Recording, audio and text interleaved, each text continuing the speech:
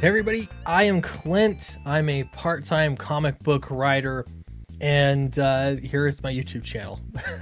This video conveniently was basically created all for me by Big Bang Comics. It's a comic book retailer somewhere in Europe. I want to say it was Scotland or Ireland or something like that. I could be way off, but it was really interesting to see sales numbers breakdowns and some not just information like statistics, sales numbers, but this is actually anecdotal information that's really helpful to sort of read between the lines from a retailer. I wish there was more information like this available because this is actually super helpful to the industry, to comic book publishers and creators alike. So we'll get into that. First off, Downcast number one's on alternateaccess.com right now. This is the first issue of many more to come. We'll see how at least 4 issues you got here, and I can tell you I've got 3 more issues that are almost finished, alternate versions. And so yeah, these are coming. If you want to get in on it from the ground floor, this is your opportunity. It's only $1.99, can't go wrong there. It's alternateaccess.com. Also, Fatal is on Indiegogo right now. If you haven't backed it yet, it's a great time to do so.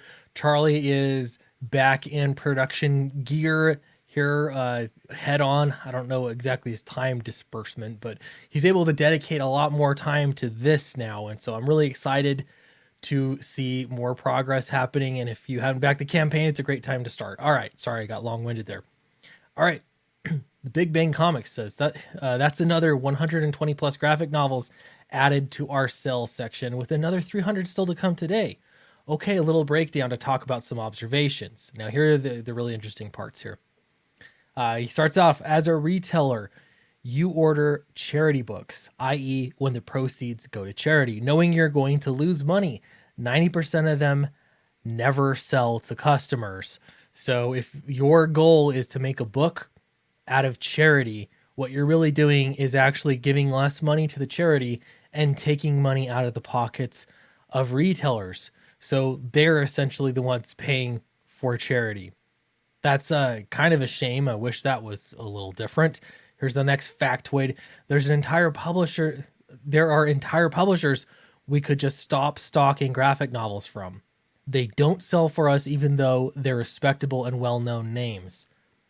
And as we'll come to learn here a little bit more, people are really interested in characters, not so much creators. That's true all the way through. So maybe too many publishers publishing things people don't want. I don't know. That's tough. That's a tough pill to swallow. Here's the next one. There are bigger publishers we could stop completely stocking, except for some of their tie-in books they do, and it wouldn't make a difference. They're not selling even bigger publishers unless those publishers have tie-in issues. Ouch. We've always operated on a let's give the smaller guys a chance, but more than 80% of the smaller / unknown publishers we order in never sell. This is part of the problem with distribution is if you're getting a book distributed through Diamond, you might have some sales numbers, but the actual sales numbers, the sales that are actually going to customers, to readers, are so minuscule in comparison. It's sad, really. They could just not be buying any of these books at all. All right, he continues. Online sales tend to majorly go to well-known brands and characters, almost 90%. So for the first-time shoppers on our website. So even new people are there for the characters they know about. Creators that we sold tons of books of 5 years ago are now gathering dust on the shelves for various reasons.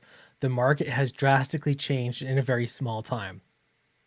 So they don't have a lot of staying power or shelf time. Some big publishers out there desperately need a new hit book. The lack of higher selling books causes a publisher wide disinterest. All right, the reason why DC keeps making new Batman and Batman-centric books is because you keep buying them. Batman is money in the bank and will continue to be for a long time. I think that was pretty obvious, but it does, there is some criticism of like, why are they doing this one thing over and over? And it's because that's the only way they're making money. Trying some new things haven't really proven to make them money. All right, next here is a lot of the new money coming into the market is coming from a non-traditional comics publisher and non-traditional comics reading customers. Okay, that is really interesting. A lot of the new money coming in is non-traditional. They're people coming in to buy comics. They're people that haven't maybe tried comics before, or not what you would have expected before. That's extremely interesting. Falling from that, the vast majority of new customers looking for kids comics are looking for superhero kids comics, and more specifically, Marvel and DC kids comics. Superhero kids comics that don't feature branded characters don't sell for us. They want to read those Spider-Man books, but they want them to be for kids. They don't want to lock into the current continuity that is, Spider-Man, Superman, all the superheroes. They want to get new comics for kids that are just accessible to kids to read, and they want them to be names that everyone knows and recognizes. There is still almost zero overlap. There's still, I'm assuming he means still almost zero overlap between manga readers and comics readers here. That makes sense. I suspected that. If you are someone that reads American comics and manga, let me know in the comment section below. I read my first manga actually just recently. So it was interesting. Everything was backward. That was a little tough. But to say that the manga market is doing fantastic and therefore the American comic book market should pat themselves on the back is really silly, because you're talking about two entirely different audiences. All right, he continues. Based on sales trends from the last 2 years, we could probably stock only a quarter of the graphic novels we normally do, and we would be more than fine. Stock up on perennials, take calculated risks on new stock. So they're ordering too many comics. So the sale, that tells me the current sales, books that are actually selling in the comic book market, are so bad. We're seeing inflated numbers based off of how many books retailers are ordering. They're over ordering, and possibly too much, at least at this one store, but I suspect at many other stores. That means that sales numbers are actually worse by, probably a decent sized margin than we're actually seeing from sales numbers. All right, in the age-old argument of writers versus artists, on average, writers are a bigger draw for sales than artists. If a writer writes 4 books and an artist draws one, it's just math. Of course, the writers are going to sell more volume and be more exposed to different customers. So this could be a few different things. I always say, it's not artists versus writers. We're team. Artists and writers. That's how you make comics. However, this does make a lot of sense, because if you are following a writer, you have a wider variety of ways to be exposed to that writer. If you're following an artist, they're on one book. It just takes them longer to get one thing done. And so you just have less opportunities to follow and sort of fall in love with that particular creator. So I guess that makes sense why writers would sell a little bit more, why they're going to be selling more, at least according to their sales numbers. I don't know. Let me know what you think, if there's other explanations for this. All right, it continues. No matter how many people say they want something different, the bread and butter customers of regular comic shops just want the same things as always, but remixed. Ouch. That's painful. So people are perhaps demanding the random remixes of characters. I don't know to what degree, but this kind of takes me back to the Spider-Gwen and all of that. All of this was just remix stuff. All of it. Not really super original creativity, just remixing the existing characters that already were. All right, next here is, let's see. There is yes and years of X-Men. I think he means there's years and years of X-Men. That makes more sense.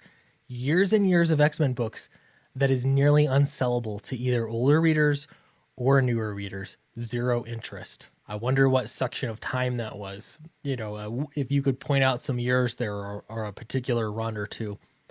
But people will not buy those because older readers are not interested in them and newer readers aren't interested in them. So who do they appeal to? All right, next here is, no matter how hard we try, some characters don't sell and will never sell for us. Same as some publishers. There are occasional spikes depending on certain creators, but after they leave, we go back to the minimum / no sales. Ouch. It is the same for everyone. Is it the same for everyone? No. These are us.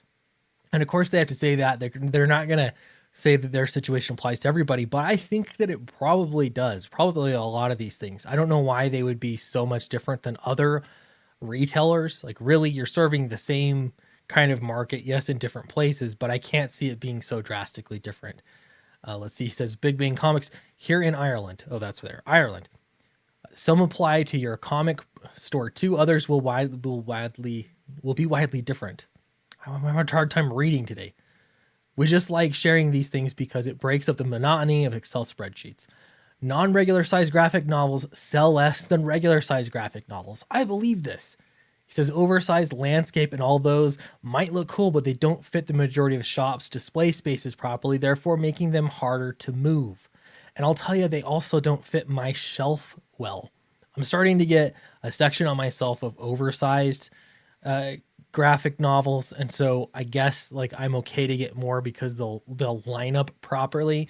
But for the most part, I do like standard comic size because they're the same size. They fit on my shelf nicely.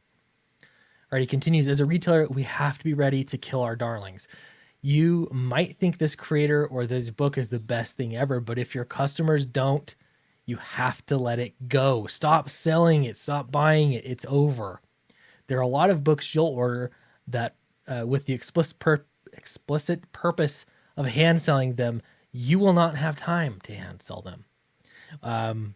Definitely. And I think a lot of the comics trends can be skewed, I would suspect, based off of what stores are buying, based off of what retailers think people ought to be interested in or what would be cool for people to be interested in. And so if they go that route, if they go that direction, they're actually skewing sales numbers, which is unfortunate. So I found this interesting, a whole bunch of information that may or may not be related, but this is from at least one retailer. I'd be curious actually to sit down and have an interview with a retailer and ask some of these specific questions about books. I'm reading in between the lines here a little bit, but I've got specific titles I would like to ask about and specific trends in comics I'd like to ask about from a retailer that's, I guess, brave enough to say something. Anyway, so appreciate you for watching this video. Let me know what you think. Don't forget to like and subscribe, and I will see you in the next video.